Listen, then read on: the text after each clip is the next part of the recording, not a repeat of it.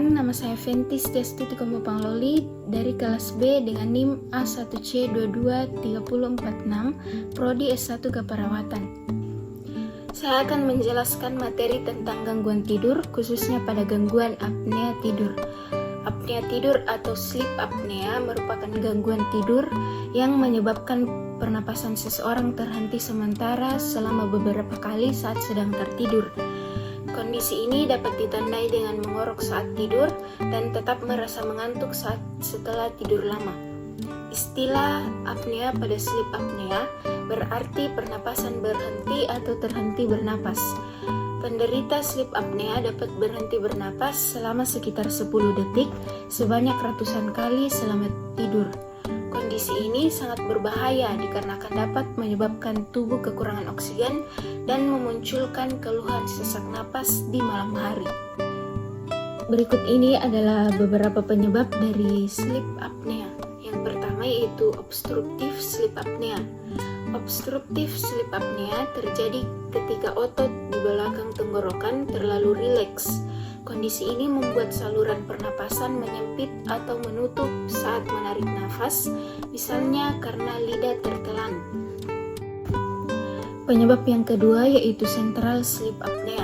Central sleep apnea terjadi ketika otak tidak dapat mengirim sinyal dengan baik ke otot yang mengontrol pernafasan.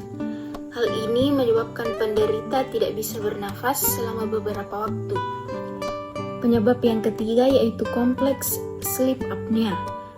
Sleep apnea jenis ini merupakan gabungan dari obstruktif sleep apnea dan central sleep apnea. Adapun faktor risiko sleep apnea. Apnea tidur dapat terjadi pada siapa saja, bahkan dapat terjadi pada anak-anak. Namun, seseorang akan lebih berisiko terserang sleep apnea jika memiliki beberapa faktor risiko berikut ini. Yang pertama yaitu berjenis kelamin laki-laki, yang kedua yaitu berusia 40 tahun ke atas, yang ketiga yaitu memiliki amandel dan lidah yang besar atau rahang yang kecil, yang keempat yaitu terdapat hambatan di hidung akibat tulang hidung yang bengkok, yang kelima yaitu memiliki penyakit alergi atau gangguan sinus, yang keenam yaitu mengonsumsi minuman beralkohol atau kecanduan alkohol, yang ketujuh yaitu mengonsumsi obat tidur, yang kedelapan yaitu merokok. Pada banyak kasus penderita tidak menyadari dirinya mengalami gejala sleep apnea. Gejala tersebut justru disadari oleh orang yang tidur sekamar dengan penderita. Beberapa gejala umum yang muncul saat penderita sleep apnea sedang tidur yaitu mengorok dengan keras, berhenti bernafas selama beberapa kali ketika sedang tidur, tersengal-sengal berusaha mengambil nafas atau sesak napas saat sedang tidur, terbangun dari tidur akibat merasa tercekik atau batuk-batuk di malam hari, dan sulit tidur atau insomnia.